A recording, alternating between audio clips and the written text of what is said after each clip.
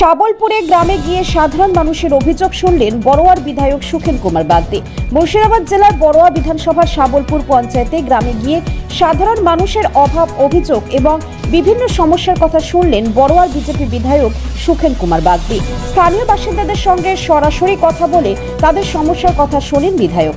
এলাকার বিভিন্ন সমস্যা নিয়ে সাধারণ মানুষের সঙ্গে আলোচনা করেন তিনি এবং সমস্যাগুলি সমাধানের জন্য প্রয়োজনীয় উদ্যোগ নেওয়ার আশ্বাস দেন। এদিন বিধায়ক সুখেন কুমার বাগদির সঙ্গে উপস্থিত ছিলেন সুজিত পাত্র, বিজেপি নেতা জালালউদ্দিন আফাজ, আশরাফুল আলম, ডালিম সহ বিজেপির কর্মী সমর্থকেরা। বিধায়কের এইভাবে গ্রামে এসে সাধারণ মানুষের পাশে দাঁড়ানোয় খুশি স্থানীয় বাসিন্দারাও। তাদের কথায়, এমন একজন বিধায়ক পেয়ে আমরা সত্যিই খুশি। তিনি সাধারণ মানুষের কাছে এসে তাদের কথা শোনেন, সমস্যার কথা জানেন, এটাই আমাদের কাছে বড় বিষয়। স্থানীয়দের একাংশ আরও জানান, সুখেন কুমার বাগদির মতো বিধায়ককে তারা আরও বেশি করে মানুষের পাশে দেখতে চান। তাদের মতে জনপ্রতিনিধি যদি এভাবেই মানুষের কাছে এসে তাদের সমস্যার কথা শোনেন, তাহলে এলাকার উন্নয়ন আরও ত্বরান্বিত হবে। আজকে আমি জেতার পরে ধরুন মানুষের সঙ্গে সাক্ষাৎ করতে গেলাম। আমার শাবলপুর গ্রাম পঞ্চায়েতে আমি এলাম। এলাকার মানুষ আমাকে ভোট দিয়েছে, তাদের পাশে আসবো না, দাঁড়াবো না, তাদের সমস্যার কথা বুঝবো না, সেটা তো হয় না, তাই না? কিছু কিছু কাজের দাবি করলো, যেগুলো আমার করার মতো সেগুলো আমি অবশ্যই করব। আর যেগুলো এখনও হয়নি আমরা সেটা বিডিও সাহেবকে বলবো যাতে দ্রুত কাজ শুরু হয়। এবং আপনারা জানেন অনেক জায়গাতেই কাজ শুরু হয়ে গেছে, তবে যেগুলো পঞ্চায়েতের ব্যাপার সেগুলো একটু টানাহাঁচড়া করছে পঞ্চায়েত প্রধান, সেগুলো আমরা পরবর্তীকালে কথা বলে সেগুলো আমরা ঠিক করে নেব।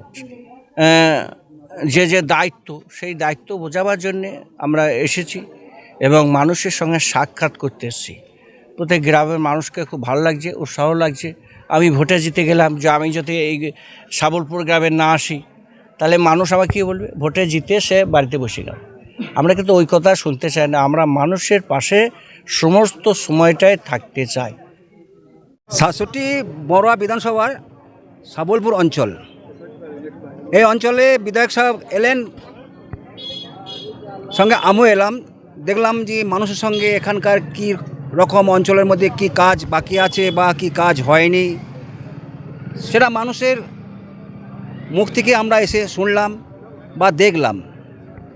আমরা মোটামুটি দেখলাম যে অনেক বেশ কিছু কাজ বাকি আছে। কিছু কলগুলো যেগুলো সাবমার্শাল সেগুলো কিছু খারাপ হয়ে আছে, রাস্তাঘাটটা খারাপ হয়ে আছে, সেগুলো যেন বিধায়ক সাহেব নিজে দেখলো, দেখে আমরা নোট করলাম। দেখা যাক কতদূর আমরা সেটা ঠিক করতে পারি। আমার নাম সুজিত পাত্র, আমি পঞ্চায়েত সমিতির কার্যকারী সভাপতি।